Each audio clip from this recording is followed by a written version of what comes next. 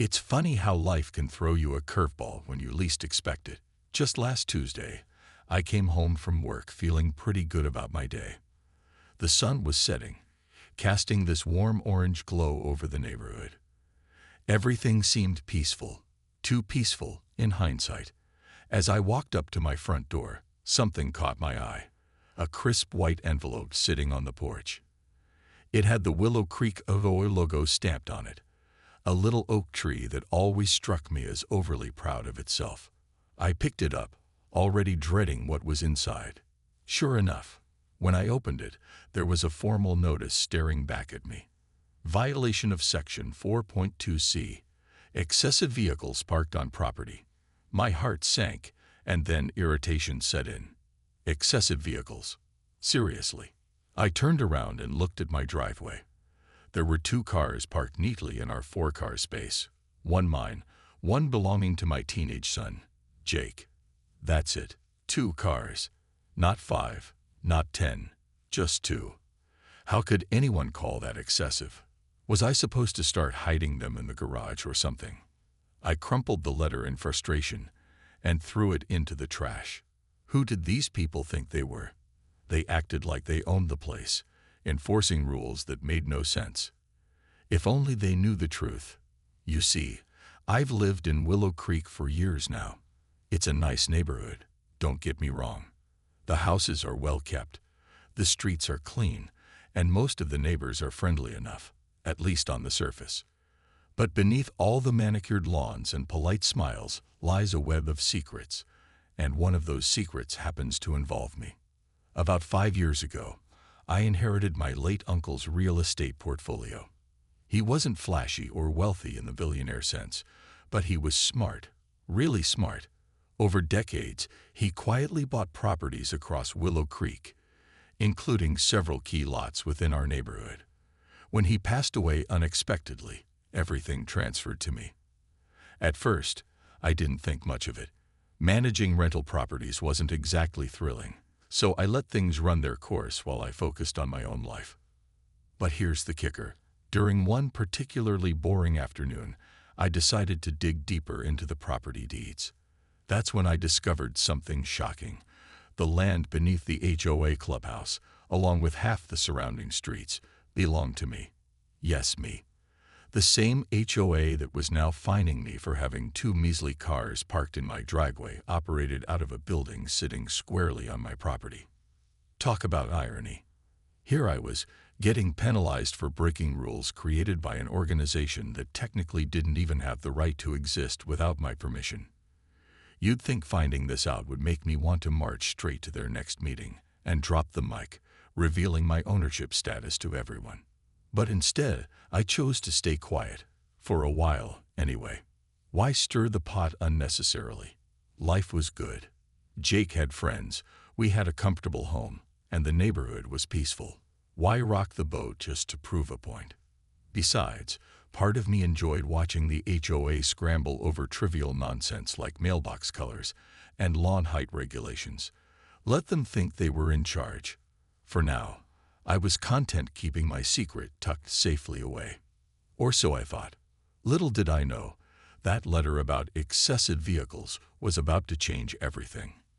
Because sometimes secrets don't stay buried forever. And when they come out, they have a way of turning your whole world upside down. The second warning arrived exactly 1 week later, and this time, it wasn't just a slap on the wrist. Along with the same tired complaint about excessive vehicles, there was a fine attached, a whopping $500. I stared at the paper in disbelief, my frustration bubbling over into outright anger. 2 cars. In a driveway built for 4. A fine. Really? I couldn't let this slide. Something inside me snapped. Maybe it was the absurdity of being penalized for something so ridiculous, or maybe it was the years of pent-up irritation with the HOA's micromanaging ways.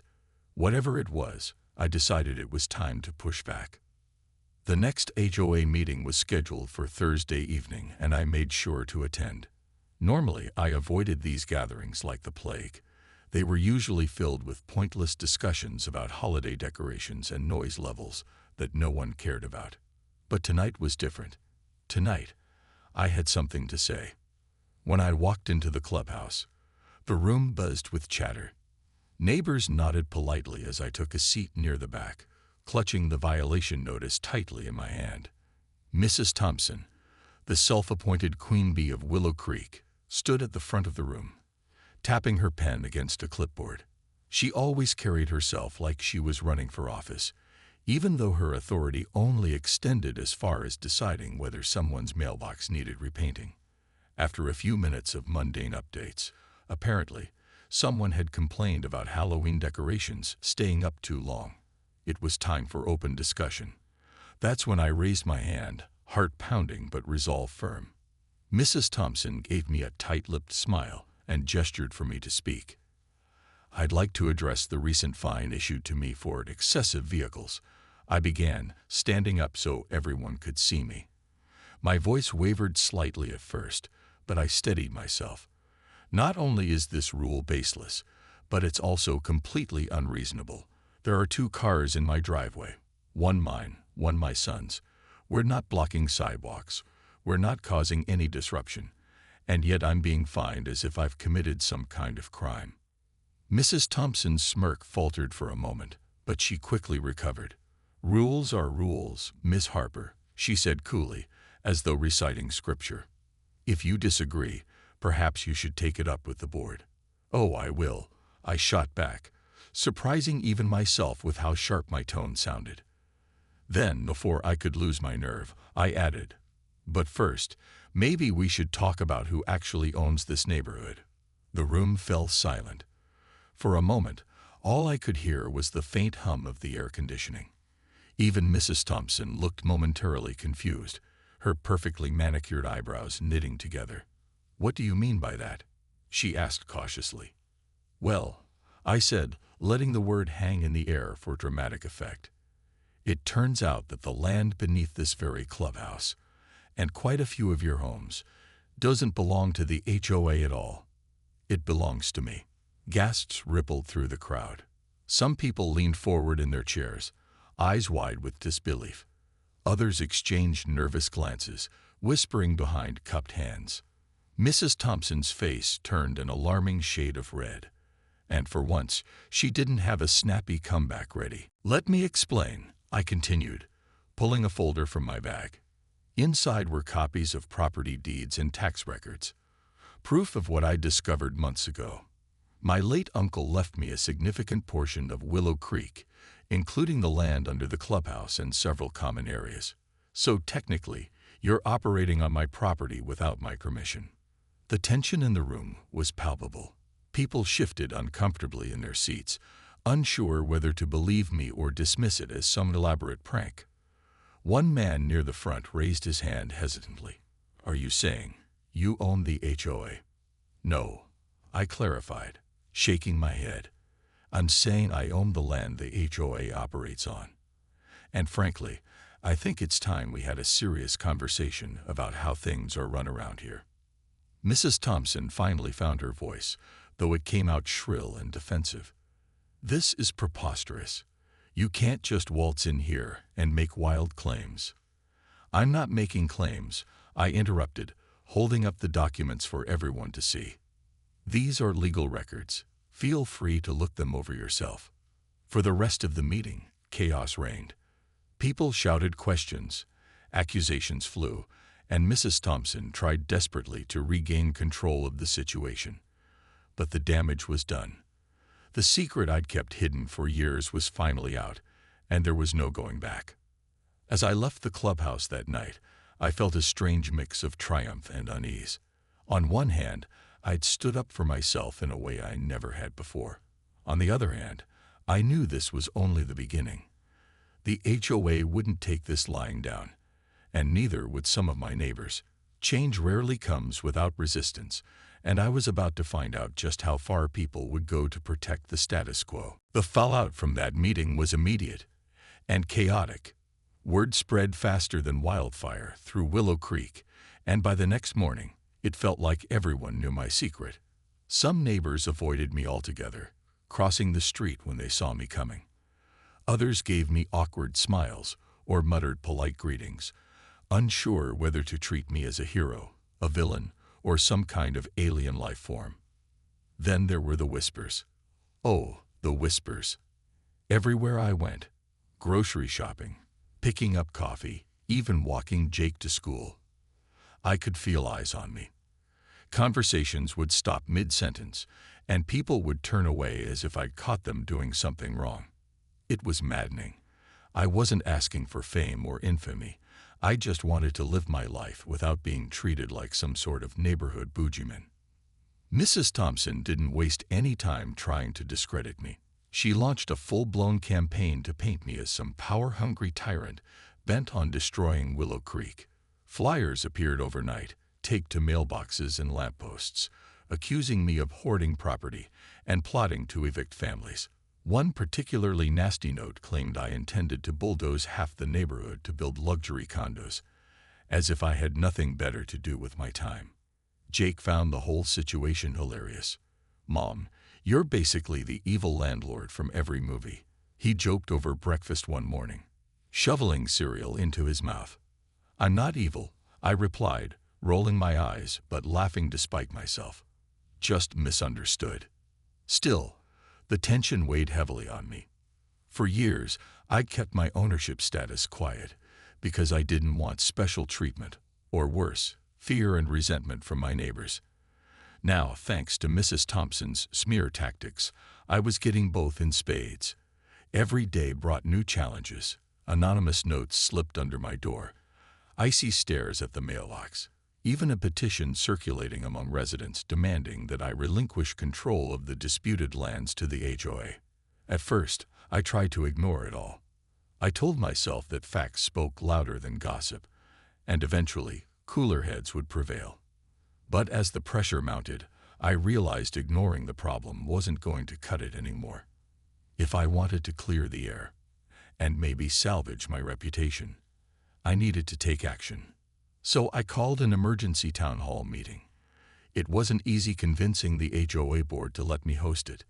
They weren't exactly thrilled about giving me another platform, but enough neighbors supported the idea that they couldn't say no. The plan was simple: lay everything out in the open, show them the property deeds, explain how I inherited the land, and propose a way forward that benefited everyone. Of course, not everyone was happy about the meeting. Mrs. Thompson made her disapproval abundantly clear. "This is a waste of everyone's time," she huffed during one of our brief exchanges. "You think parading around your so-called ownership is going to fix anything. All you're doing is stirring up trouble." Trouble started long before I said a word. I shot back, refusing to back down. Maybe it's time we dealt with it instead of pretending everything's fine. By the night of the meeting, the clubhouse was packed. Residents filled every seat, spilling into the aisles and standing along the walls. There was a nervous energy in the room, like everyone was bracing for a storm. Some looked hopeful, others skeptical, and a few downright hostile.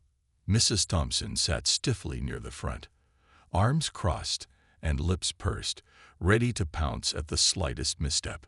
As I stood at the podium, clutching my folder of documents, I took a deep breath. This was it, the moment of truth. Whether Willow Creek embraced change or doubled down on fear depended entirely on what happened next. And honestly, I was terrified. But I reminded myself why I was doing this. Not for revenge, not for power, but for fairness. Because rules should serve people, not control them.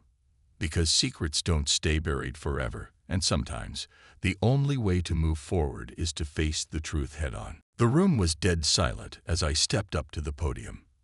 Every eye in the clubhouse was on me, some curious, others suspicious, and a few downright hostile. My hands trembled slightly as I adjusted the microphone, but I forced myself to take a deep breath. This was it, the moment I either won over my neighbors or lost them completely. "Thank you all for coming tonight," I began, my voice steady despite the storm of emotions swirling inside me. "I know this meeting wasn't something everyone was excited about, but I think it's important we address what's been happening in our neighborhood. There's been a lot of confusion, frustration, and even fear, and much of it stems from misunderstandings. I paused, letting my words sink in. Mrs. Thompson sat stiffly in the front row, her arms crossed tightly over her chest. She looked like she wanted to interrupt but held her tongue. For now, I want to start by making one thing very clear, I continued, holding up the folder of documents for everyone to see. I didn't come here to threaten anyone or cause chaos. Yes, I own significant portions of Willow Creek, including the land beneath this clubhouse and several common areas. But owning property doesn't mean I want to control your lives. It means I have a responsibility to use that property wisely and ensure it benefits everyone who lives here. A murmur rippled through the crowd. Some people nodded thoughtfully. Others exchanged skeptical glances. I could tell not everyone was convinced yet, so I pressed on. For years, I kept quiet about my ownership because I didn't want special treatment or worse, resentment.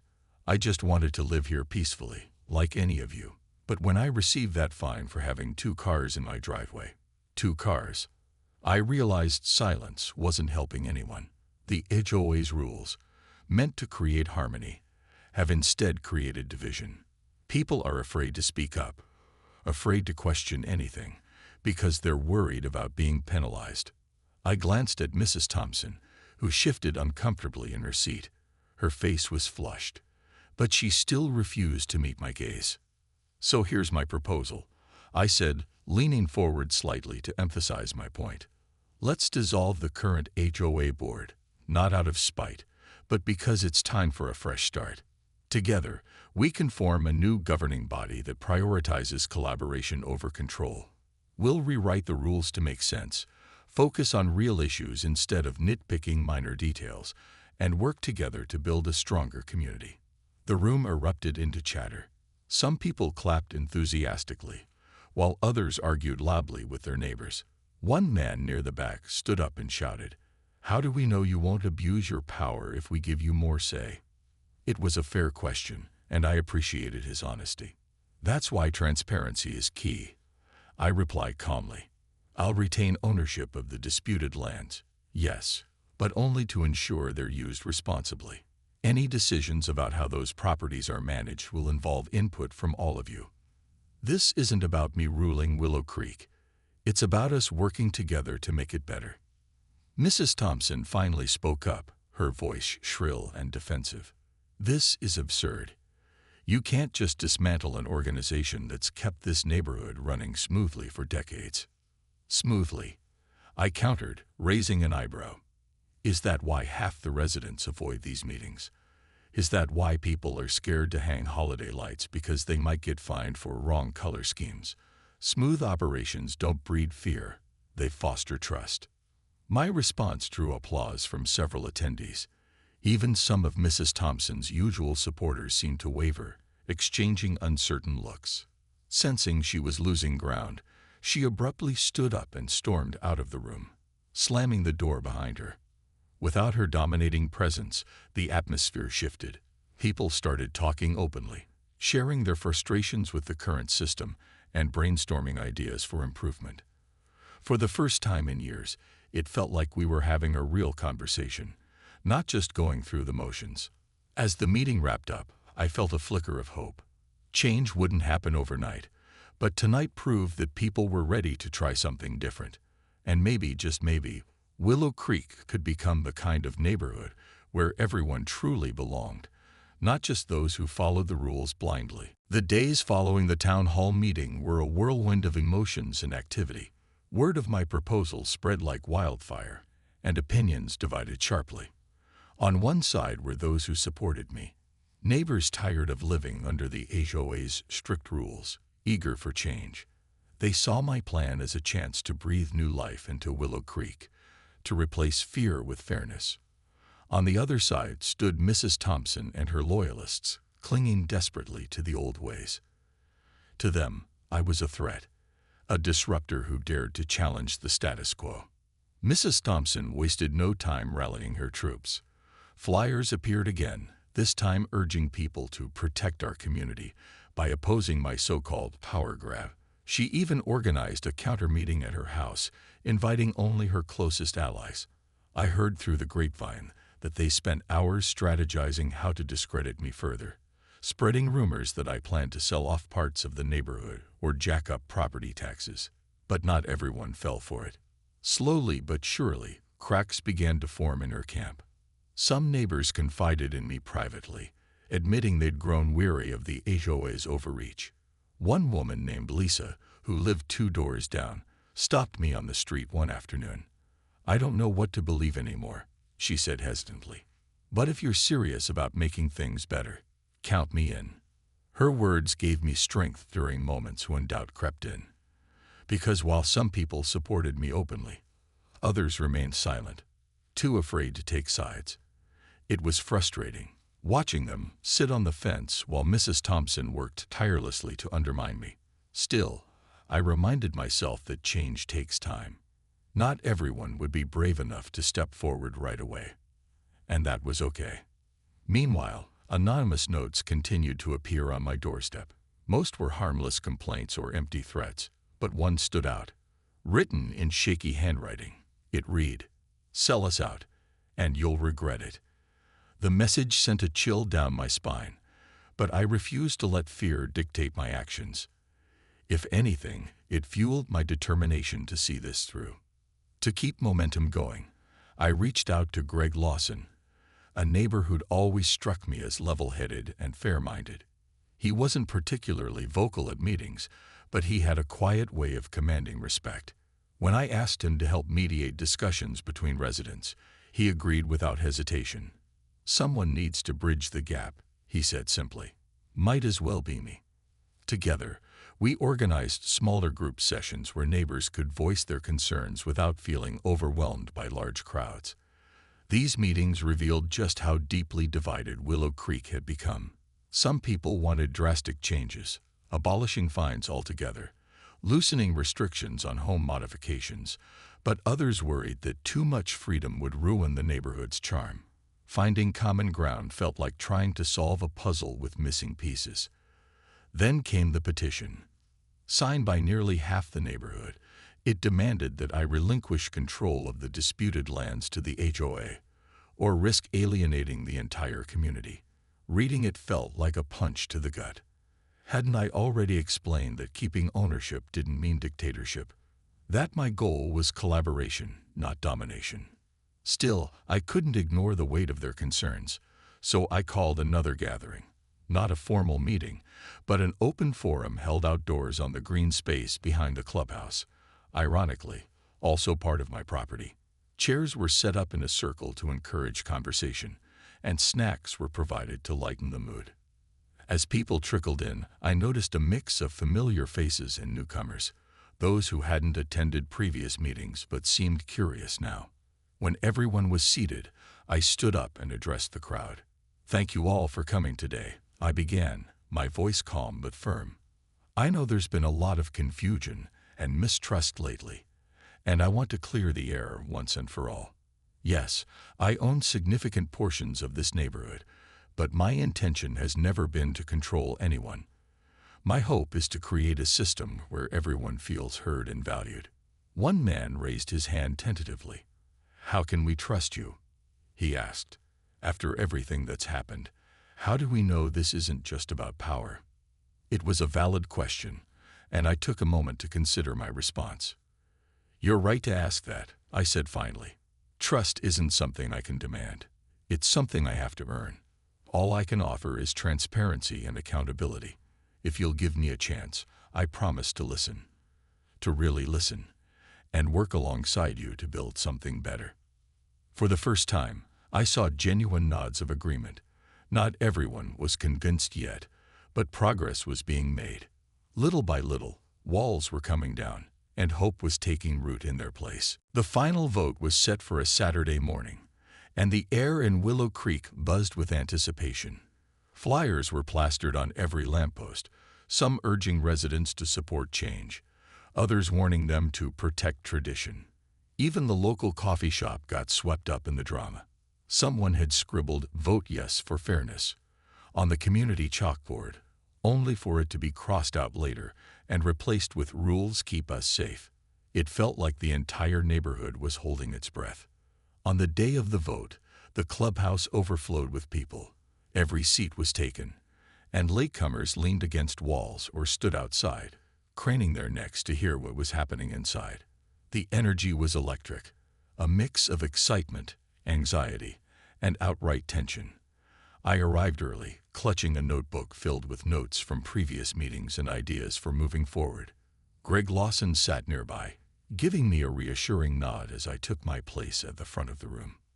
Mrs. Thompson was already there, seated prominently near the podium.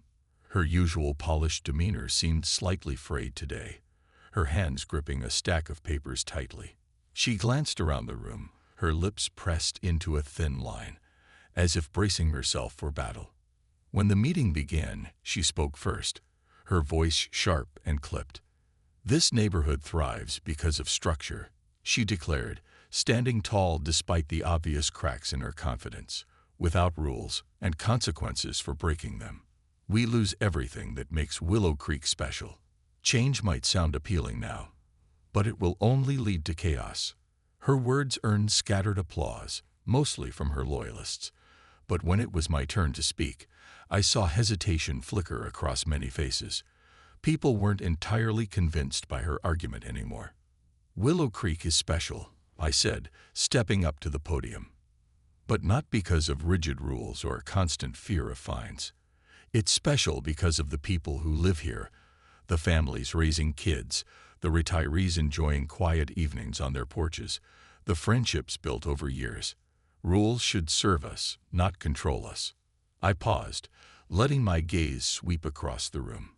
Some neighbors nodded thoughtfully. Others looked uneasy, torn between loyalty to the old system and hope for something better.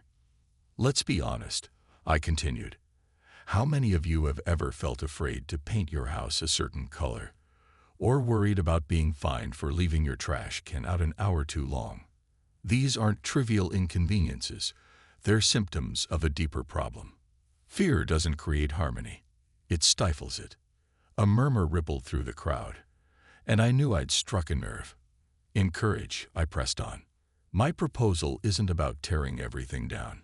It's about rebuilding trust, starting fresh with a new governing body that listens to all of us. Together, we can rewrite the rules to make sense, focus on real priorities, and ensure everyone feels valued." Mrs. Thompson tried to counter, her voice rising sharply. "And what guarantees do we have that this won't spiral out of control? What stops her?" She jabbed a finger in my direction. "From doing whatever she wants once she has even more power." Before I could respond, Lisa, the neighbor who'd supported me earlier, stood up. "With respect, Mrs. Thompson," she said firmly, "Emily hasn't asked for power. She's asked for collaboration. And frankly, I'm tired of living in fear of fines for things that don't matter. Isn't it time we tried something different?" Her words ignited a ripple effect. Other neighbors chimed in, sharing stories of frustration with the HOA's inflexibility. One man talked about how he'd been fined for planting flowers deemed non-compliant. Another woman recounted how her teenage son had been scolded for riding his bike on the sidewalk after dark. Each story added weight to the growing tide of dissatisfaction. When it came time to vote, the tension was palpable. Ballots were distributed, and silence fell over the room as pens scratched against paper. After what felt like an eternity, Greg collected the votes and tallied them at the front of the room. My heart pounded as he announced the results. In favor of dissolving the current HOA board and forming a new governing body, 62%. Against, 38%. Cheers erupted from one side of the room, while groans and muttered protests came from the other.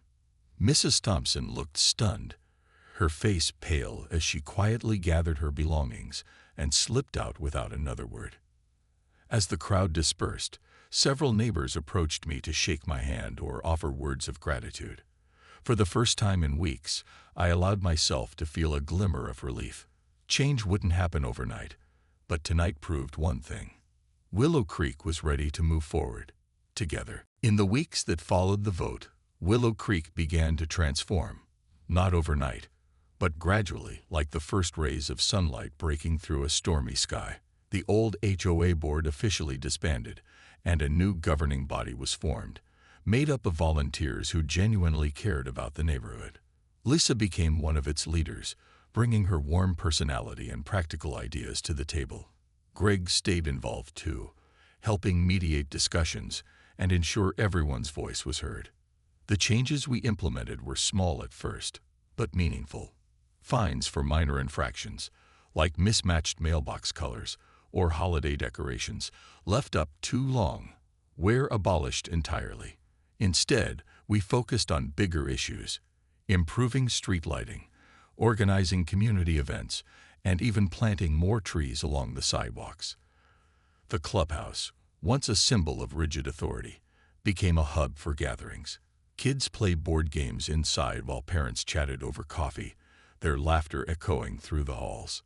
Mrs. Thompson moved away shortly after the vote, unable or unwilling to adapt to the new reality. Some neighbors speculated she'd sold her house out of spite, while others thought she simply couldn't bear to stay in a place where she no longer held power.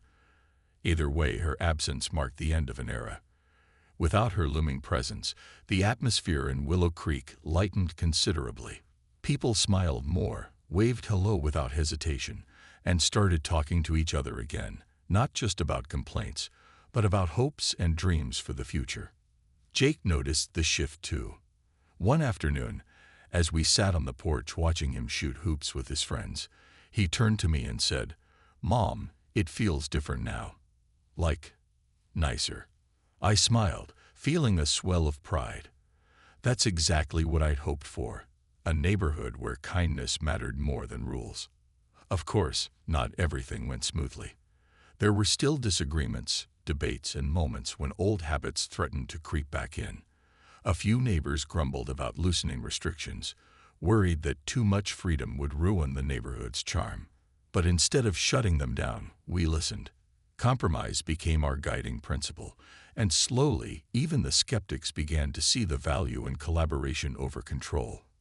One evening, during a community potluck held in the park, another initiative born from the new system, Greg pulled me aside. "You know," he said, handing me a plate piled high with lasagna, "you've done something remarkable here.